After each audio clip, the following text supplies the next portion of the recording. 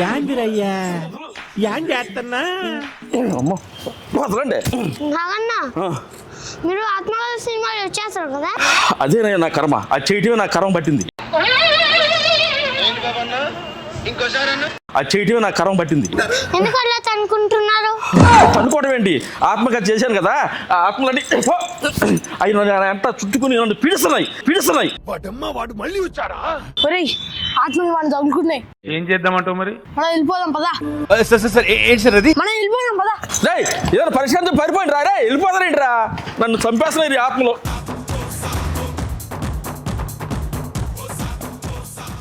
మా ఆత్మకథ సినిమాని సక్సెస్ చేసే బాధ్యత మీదని మనస్ఫూర్తిగా నమ్ముతున్నాను. Thank you. సమ్మెట గాంధీ.